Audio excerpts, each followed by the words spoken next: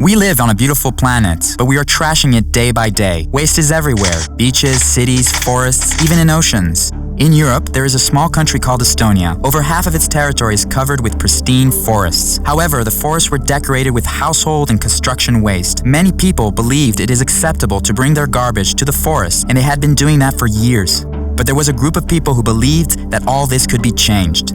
Teeme ära sündis niimoodi, et kõigepealt tuli minul selline mõte, et mis oleks, kui koristaks Eestimaa täiesti puhtaks. Ja kui me Raineriga kokku saime ja rääkisime enda plaanidest, et mida võiks ära teha, siis Rainer ütles, et stopp.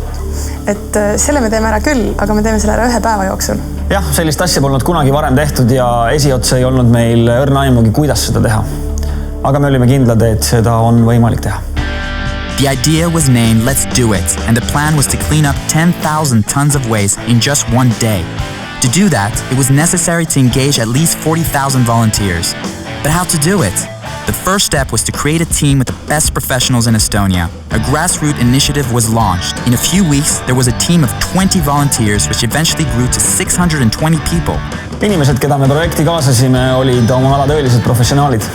Ja nad tegid seda sellepärast, et see oli neile oluline. The second step was to get the people, organizations, communities to gather enough support for the idea and find reliable partners.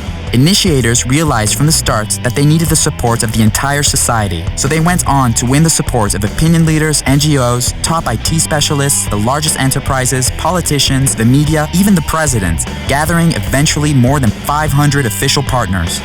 Iga firma panustas siis vastavalt sellele, mis ressursid tal olid, et kes tuli meile appi oma töötajatega, kes andis meile oma töövahendeid, prügiautosid, kes andis meile oma reklaamipindu.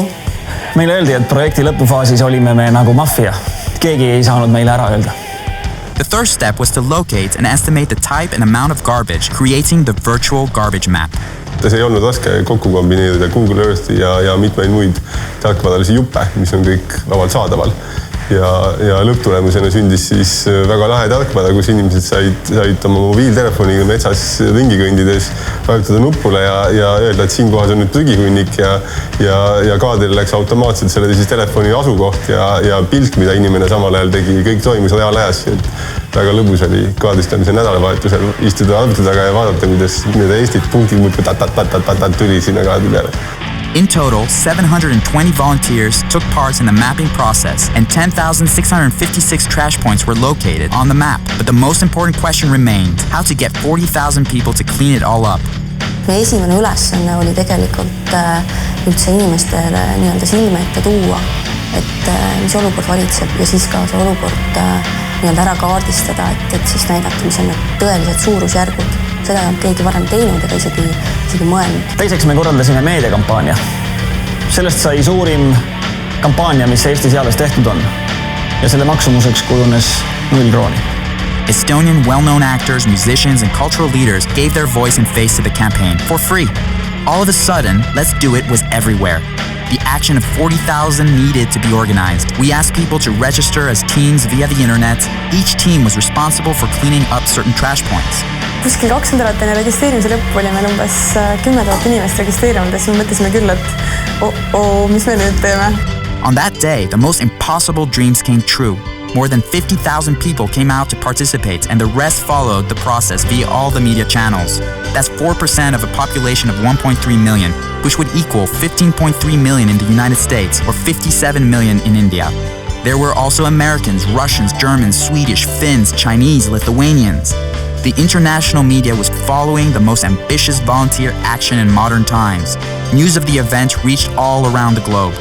Under normal circumstances, it would have taken the government 3 years and 22.5 million euros for doing it. But it was done for €500,000 and in only one day. On the 3rd of May 2008, the whole territory of Estonia was cleaned of its garbage in 5 hours. We did it! Ma loodan, et meie lugu teid inspireerib. Ja ma usun siiralt, et seda projekti saab teha ka teie kodumaal.